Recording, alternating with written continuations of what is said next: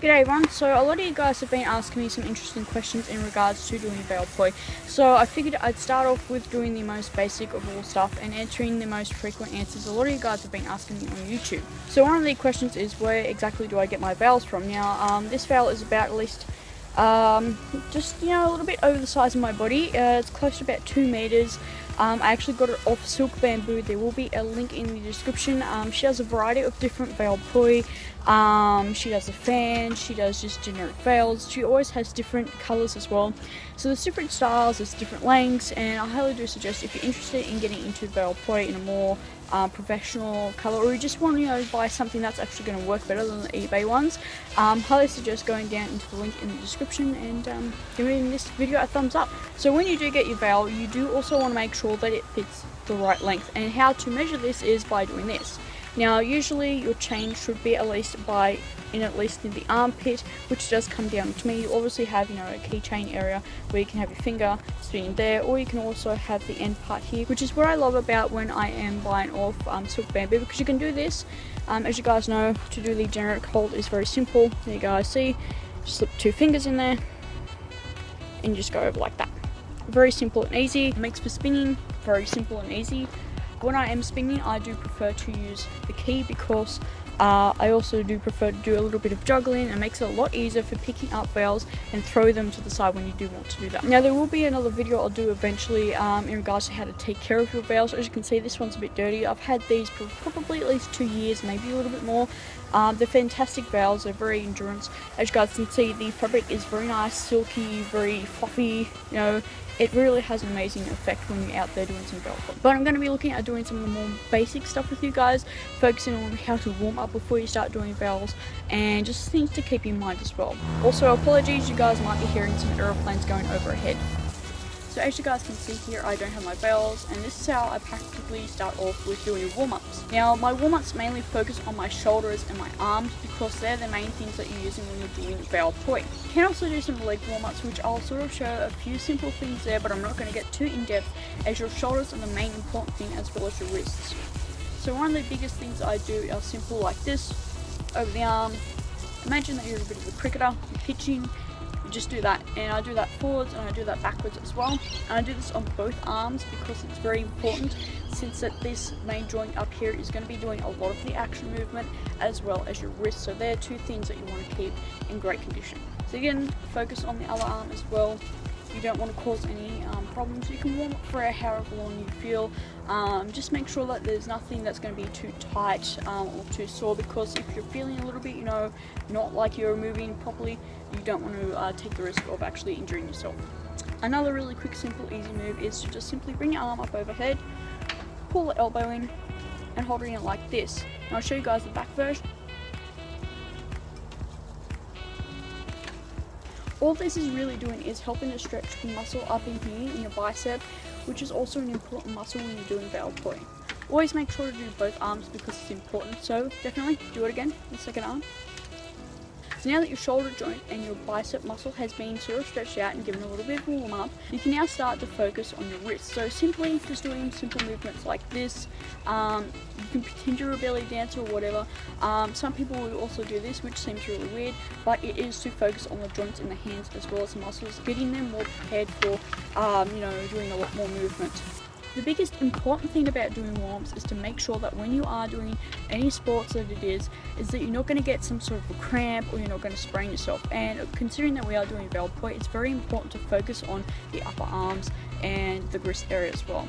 Now when you are doing veil poi at the start, your wrist will definitely get sore. Now depending on which hand you are mainly dominant, since I am right-handed, it's obviously going to be this hand, you are definitely going to feel an aching pain in around your wrist. So you don't want to push yourself too fast, and when you do start, you just start doing some generic circle movements, but I'll get onto that in a couple of seconds. Now if you're worried about your legs and you want to get more into stuff, some simple leg movements are just bringing the leg up and out, which I know it might look really weird, but just pulling the muscle out and popping the hips. There are other ones like just standing there holding your leg up. Very simple, very easy. You can do the whole yoga set, but I'm not going to get too into that because I'm mainly going to be focusing on the arms and wrist movement. So now that I've talked a little bit more about that and how to warm up, I want to show you guys a little bit more as to some of the generic moves, what I call the basic moves when you want to start getting into veil poi. So if there is a move that you guys don't feel comfortable with doing it, don't force yourself to do it, because you could actually hurt yourself, and that's one thing that you want to keep in mind, is your safety. Moving on with some veil poi movements, I want to get you guys to sort of focus on things in a very slow fashion manner. I don't want you guys to, start to get too fast or too heavy into it. When you do start to do those things, you are more prone to cause accidents to yourself or others around you. Now, if you guys haven't actually seen my video talking about how to do veil poi outside, I do talk about, making sure about my surroundings. As you guys can see, around me is a lot of wide open space. I'm doing this outside in an area where it's not too windy. I've got a lot of wind block, so I'm not going to be in any harm. Also, since I'm outside and I am using veils, I do make sure that my surrounding area on the ground doesn't have any sticks, because if your veil do drop slightly to the ground, they are more liable to pick up sticks. So you don't want to do that too much, because you can ruin the veil as well as injure yourself or others around you. So start off with some simple movements. If you're someone like me and you want to use the inner part, or the circle as I call it, keychain, you can do so, which is what I will be. But if you are a beginner, I do suggest using the tabs up here. Now, if you didn't see earlier how I did it, it's just simply slipping your hand in, turn it over, and there you guys go. So I will be showing you guys how I spin with the use of this rather than using it in here. Now, you sort of want to get the use of feeling your veil, so you can just simply do this. You can do it in front of you, you can do it to the sides. Personally, I would prefer in front of you, because that way you're not going to actually hit yourself in the face, and just get the feel of things. You might flick it up and down, stick to the whole routine, and of course just make sure that you feel comfortable with how you're doing it. So yet again, just make sure that when you are doing this, you feel comfortable with how you are proceeding, and you're not going to be endangering yourself in any way. So now that you've done that, you might want to start doing proper full circles. Now you can do this either way, whether it be clockwise or anti-clockwise. To stop and go into a different way, just simple, just slow it down. This is really good practice for getting used to the different motions, but you can focus on whatever way feels comfortable first before you start getting off to doing more, clockwise or anti-clockwise. One of the first movements I learned besides this was obviously the figure eight, which is very simple. Now, as you guys can see, the veil is going around the side. It's not a figure eight in front of me. The reason for that is because it can be a little bit more tricky. For your arm, if you don't feel comfortable with having it just dangling by the side, you can always have it up over here, which is what a lot of other veil poi artists will do, especially when they're doing moves such as a figure eight. Now, you guys are probably all familiar with the figure eight and doing the full complete circle by now, so I'm going to teach you guys something a little bit more interesting.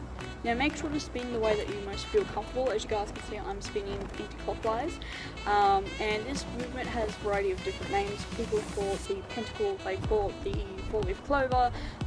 Me personally, I just call it the flower, because it is going literally in a circle and around. And as I said, this was basically one of the first real movements that I learned. And how I'm doing this is I'm just doing still a circle, but I am moving my wrist more. So if you guys can notice the hand movement, as well as I am moving my arm. And I'm following a very similar circular rotation. Now, if you're not yet comfortable with doing that yet again, you can just focus on doing these simple movements. You can sort of move your arm up and down, depending on how you yourself feel. But let's say you don't want to do that just yet with the veil poi, so you can start focusing on your hand. Simply just pretend you're holding something. You can use sock poi, which there will be a link in the description as to how Nick Poi does his own. Very simple, very easy. You can use almost anything. You don't have to fork out 20 odd different bucks for a single veil. So by doing this with your hand, just simple, spinning your hand around, you can focus more on the wrist, or you can focus on, like I do, doing that, which is very simple, very easy, using all the muscles up here and along your arm. So again, use it with your hand. If you want to start doing the more difficult stuff, it's just simple, up, down, up, down. You're basically just doing a loop in a very big full circle. So before I go, there is one last simple trick that you guys can do. Now, you can do it by any different way. As I said, you hold it with this hand. It's basically doing a figure eight while holding the veil. Simply hold the veil in one end and put it on here on your hip. Then, making sure that the veil is in front of you, just do some simple figure eights. As you guys can see, I am moving my body with the veil.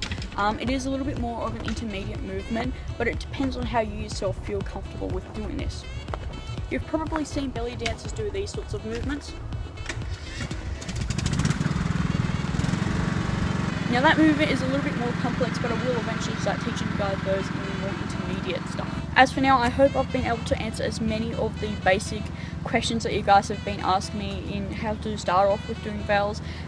You just keep to the simple stuff. But again, there will be down in the description a couple of links to other vowel poi artists, as well as PlayPoi, because he does some phenomenal tutorials on how he does different moves. Yet again, thank you guys. Don't forget to hit that subscribe button as well as that thumbs up, because that really helps me keep going and being motivated to create more videos to share with you guys.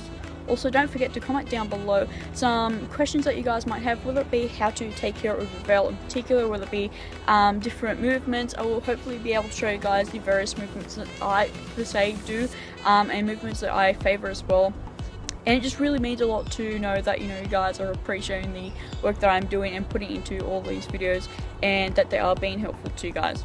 But for now, thank you guys for watching. I hope it's been very helpful, and I will see you all in the next video. Bye!